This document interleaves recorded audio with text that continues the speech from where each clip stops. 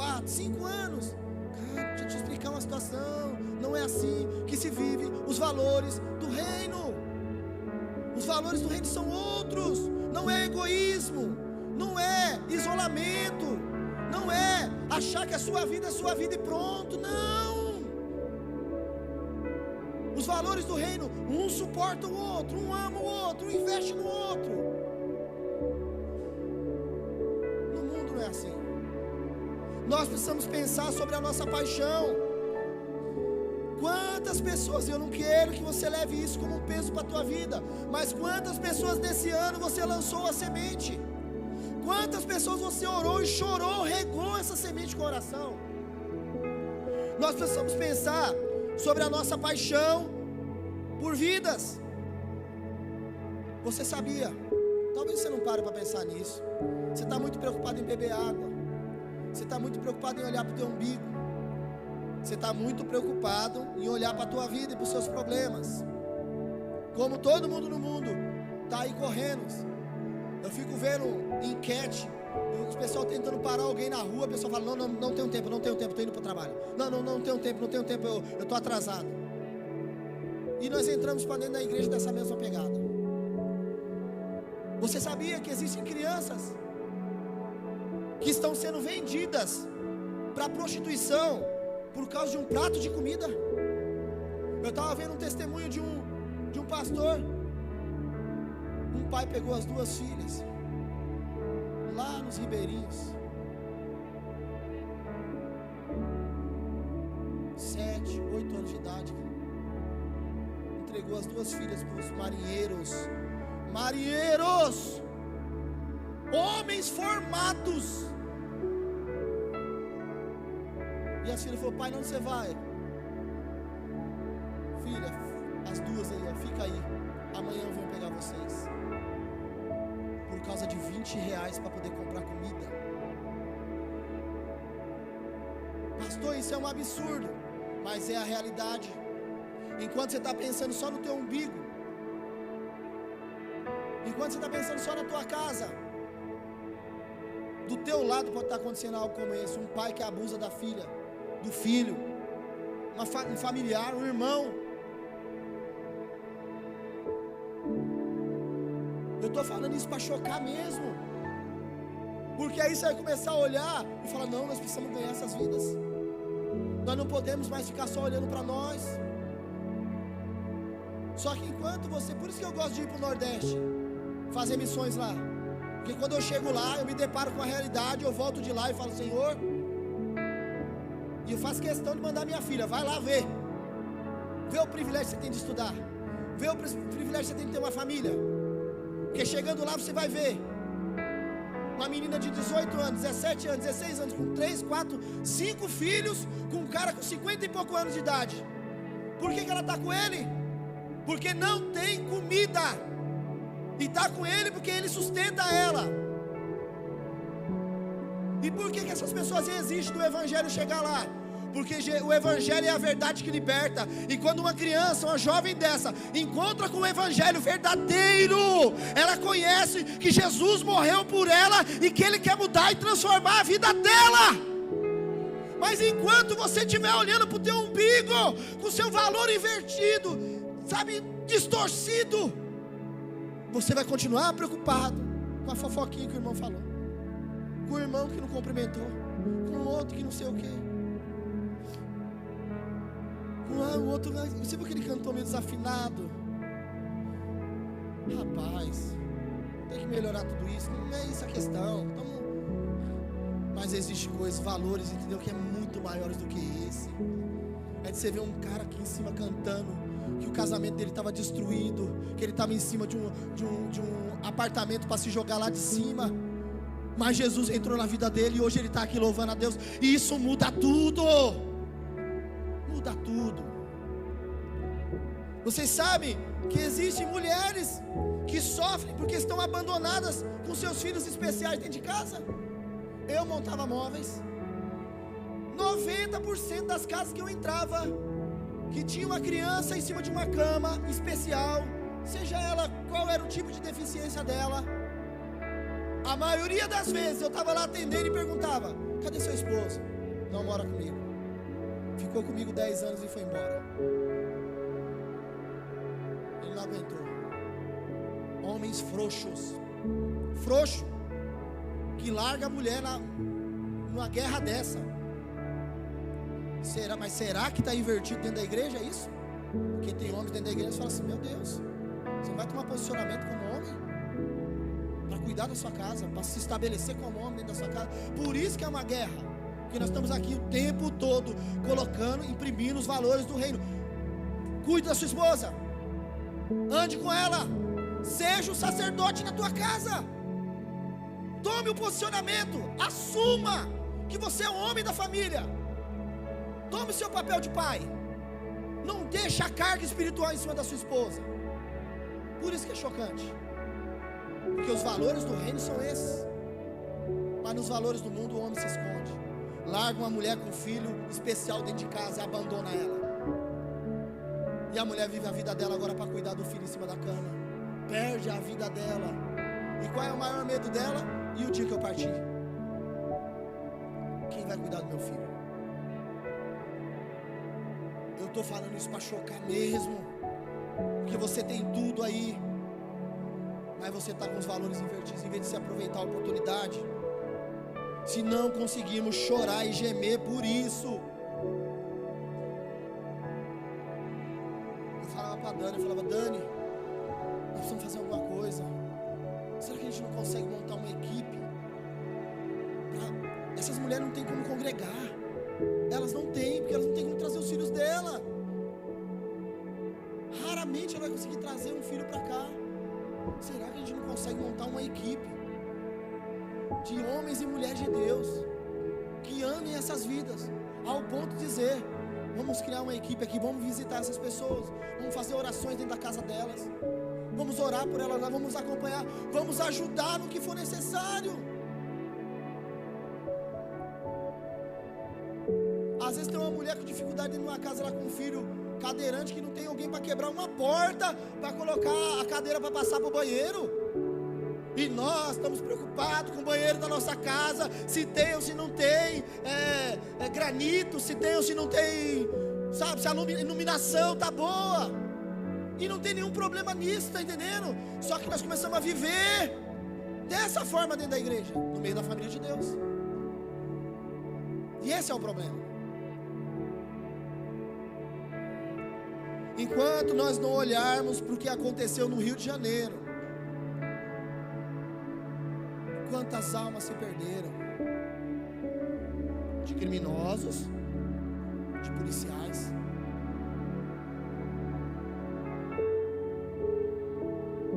A maioria daqueles rapazes lá, filhos de crente, conhecedores da palavra, no momento da morte clamaram lá, pedindo misericórdia a Deus.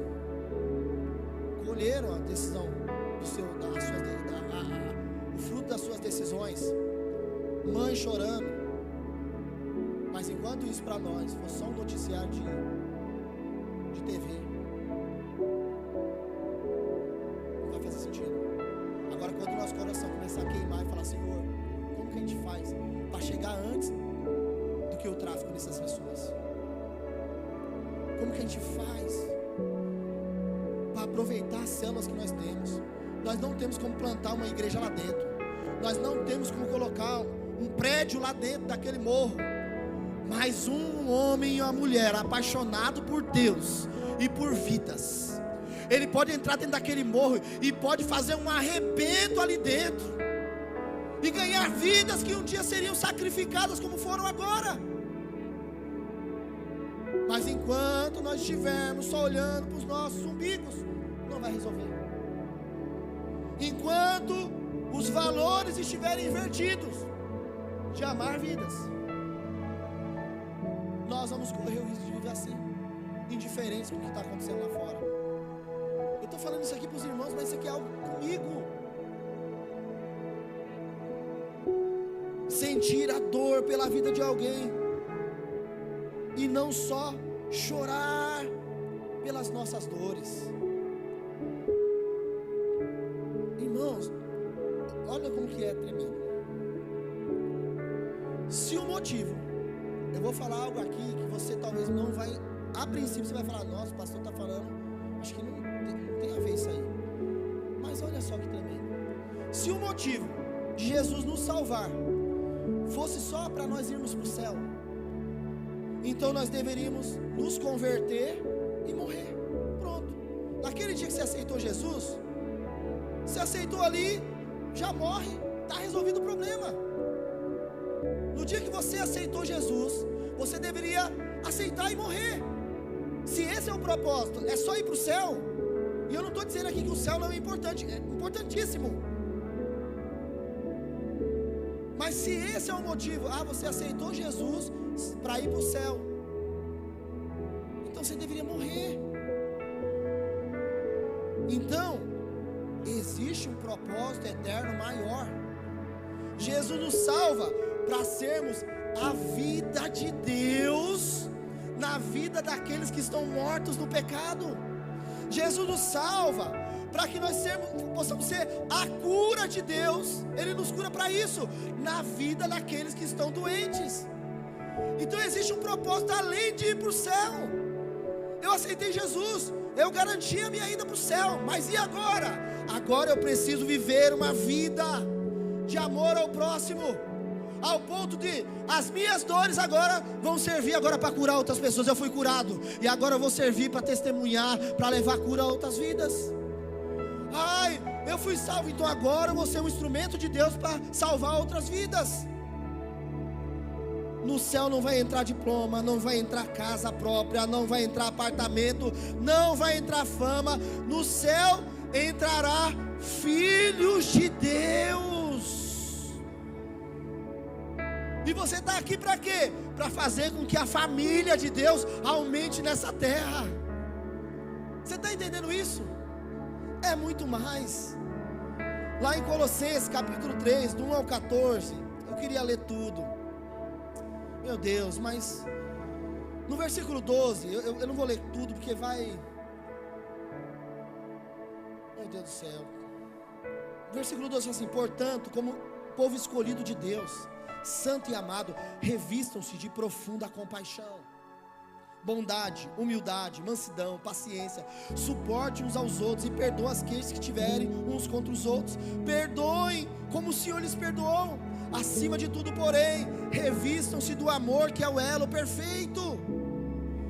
Sem esse valor da paixão por vidas, nós não vamos conseguir cumprir o propósito.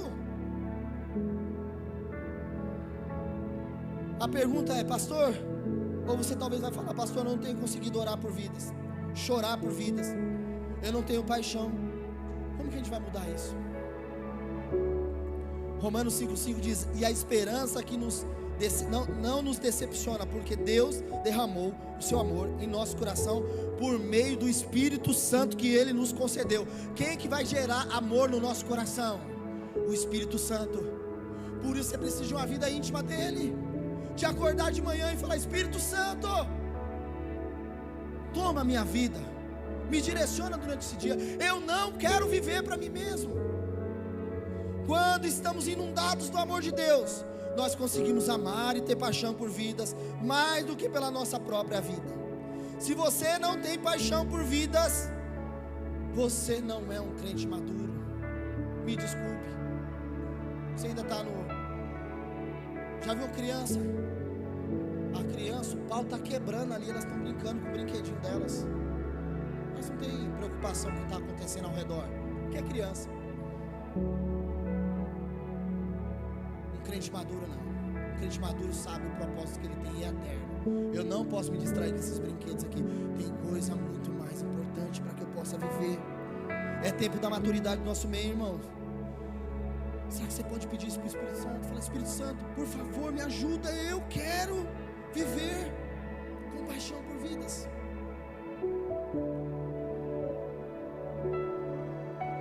Pastor, como que nós podemos então manter os valores e o propósito eterno na família de Deus?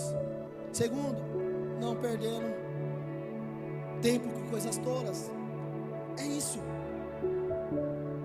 A mulher chegou ali para Jesus e falou assim: os samaritanos não se dão com os judeus. Jesus ele se preocupa aí, não, calma aí, deixa eu te explicar para você, teologicamente, o que está acontecendo aqui. Deixa eu explicar para você como funciona a cultura. Não, enquanto ela está falando assim, olha, por que você está pedindo água para mim? Eu sou samaritano, você é judeu, nós não se damos bem. E outra, vocês dizem que é lugar de adoração em Jerusalém, né? Nós dizemos que é aqui, e o poço meu é maior do que o seu. E ela olhou, Jesus olhou para ele e falou assim: esse assunto aí não interessa não.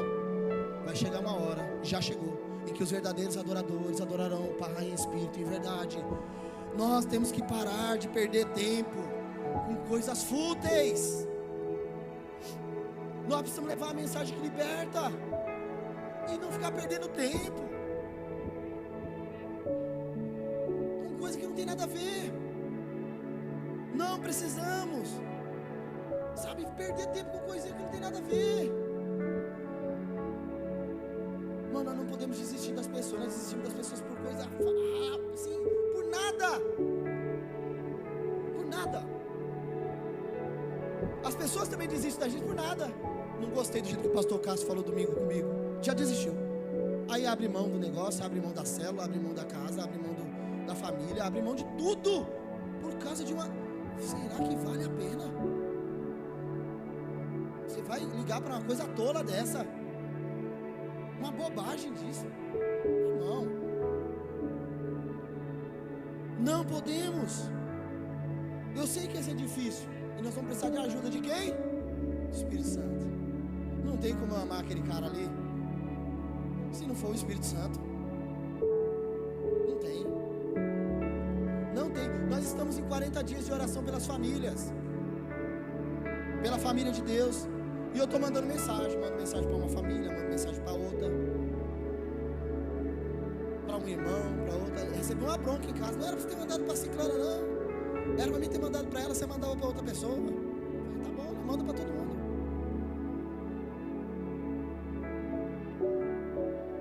Se deixar, não vou orar para aquele irmão porque ele é difícil. Dá uns dias aí, viu, irmão? Porque senão amanhã você liga, a pessoa já vai falar assim: então quer dizer que ela tá orando por mim porque eu sou difícil, né? Dá uns dias, dá uma disfarçada, espera um pouquinho, mas manda até para aquele irmão difícil.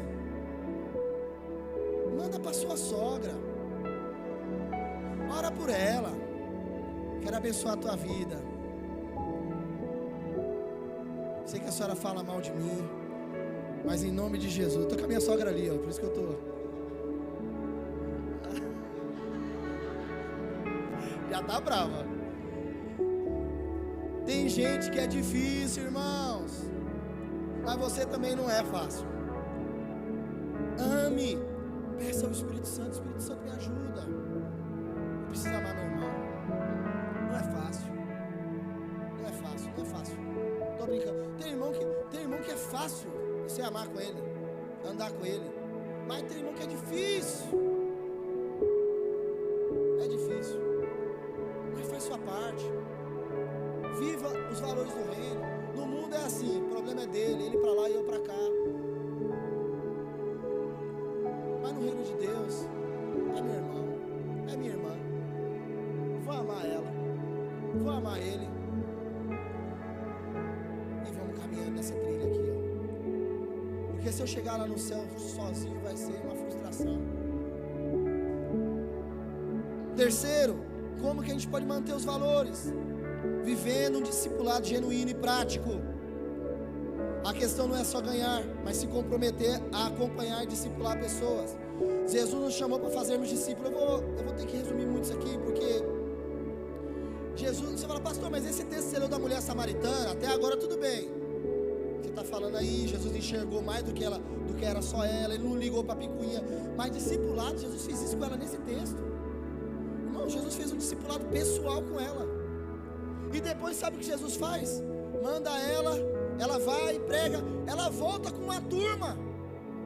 E a Bíblia diz que ali naquela cidade, Jesus passou alguns dias ensinando aquele povo. O que ele estava fazendo? Discipulando.